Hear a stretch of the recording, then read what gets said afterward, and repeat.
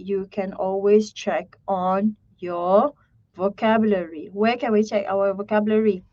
Even I myself as a teacher, I use dictionary.com.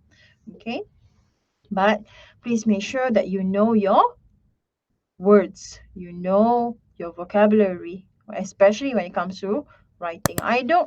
It's not that I don't encourage you to read, but sometimes, some students that I have, they ask me, teacher, what to read, teacher? Okay, you can read the headlines, but headlines doesn't really help much. But maybe some of the vocabulary that consider very new to you, then it's okay. But if, let's say, in this case, cohesive devices, when it comes to cohesive devices, you need to read the whole article. Right, you need to read the whole article. But if you're not a fan of reading, then you can always try and use that website for you to try and see what are the words that you can use. Okay, now coming back to this, when it comes to introducing any supporting ideas in any paragraph, you can always use this. And when it comes to giving opinions, right? When it comes to giving opinions, you can say I think, you can say I believe, you can say I prefer as well. Right? I prefer to bring this with me. Like for example, just now, the idea was to bring something. So maybe you can say I prefer. Okay, so I prefer to bring uh to bring a few of my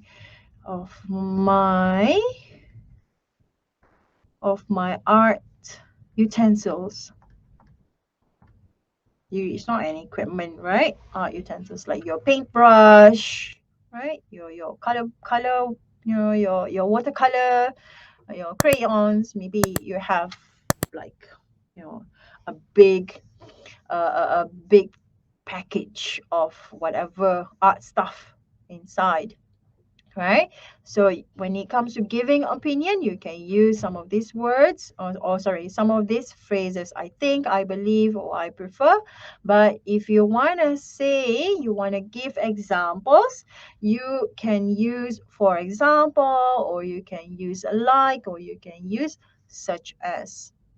Okay, so in this case, a few of my art utensils, such as. If you want to add on examples, such as paint brushes, right? Paint brushes. Okay, I'll erase this. Okay, so paint brushes, and right, if your ideas are only two for the utensils, okay, then we can say paint brushes and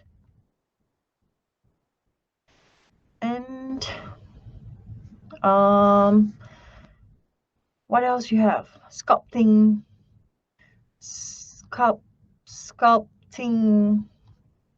tools. If you have, if you need to sculpt something, or if you need to try and create something using maybe a clay, right? That is an art class. Okay, so maybe you have these with you. Okay, so this is how you can use to introduce an example or examples. In this case, examples. Okay, you have two examples. All right, you got that? Got that, everybody? I hope so. Okay, now moving on to our lesson. Okay, so here I have provided for you a few phrases that you can use in order for you to score really well for your cohesive devices. And this is under your language especially. Okay, now next part is a little wordy, I would say, because I am going to introduce to you some words, okay, some words that you can replace with these. Okay, I have for you happy, funny, sad, and I also have for you good, like, cheap. This is about any amount. Okay, the least amount. Okay, cheap, and also taste, touch, and smell. This is all about your senses. So let's go through one at a time. So when you are happy, so instead of saying the word happy, you can also use other words to make it more interesting, to make it livelier, right? To make your writing livelier. So if you say that you are happy, you can describe that happiness that you are feeling at that time. Maybe you can say you are amused, right? You can say you are amused, you are delighted, you are joyful, or ecstatic. Or if you want to go to an advanced, right? Or you want to go to an advanced level, over the moon. Over the moon. I always remember this, over the moon, like this character in movie Sing. If you watch the movie Sing, there is Sing 1, Sing and Sing 2. Okay, this man, I would say a man because it's a man's voice. Um, the koala, Buster Moon. Yeah, I always remember him. Okay, so over the moon. So you can use this when you are super duper happy. Next one, funny. If you think something is funny, if you think that the idea that you are about to give is funny, you can say comical or you can say entertaining. And if you want to go to an advanced level, maybe you can say gleeful or hilarious. You know, these are all from intermediate to advanced vocabularies. Okay, so it's good enough that you know a few for funny, for happy, and for sad, and other words that will be introduced to you later. So, for sad, if you feel sad, describe that sadness. How do you feel sad? Because sad is, I can say, subjective as well. When you say sad, it's either you are sad, upset, or you are sad, you want to cry, right? So describe. Is it depressed? Is it crushed? Or is it miserable? Right? But if you feel like you're sad, but you are mad, you are kind of like in anger at the same time, you can say upset. Okay? You can use all of these words in your writing in order for you to score really high. All right? Now move on. Next one. Another words for good. So instead of saying the word good, okay, it's plain. It's just simple. Okay?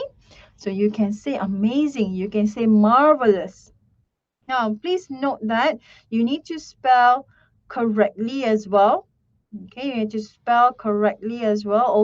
Although you can make simple mistakes, but please, if you want to score really high, please make sure that you have spell all words correctly. All words correctly. All vocabulary correctly. So if you want to spell marvelous, it has to be double L because we are using British English. All right, we are using British English, so it's double L. And you can see that American, they have one L, right? And we are not using American English, we are using British English. So please be careful in your spelling. All right. So marvelous, excellent, splendid, terrific, exceptional. So this is how you can see that it's describing the word good. Okay. Next one, like. If you say, I like this, I like that, she likes this, he likes that, my dad likes this, my mom likes this. Okay. Like is too dull. Like is too dull. So instead of that, describe the word like. How is this person liking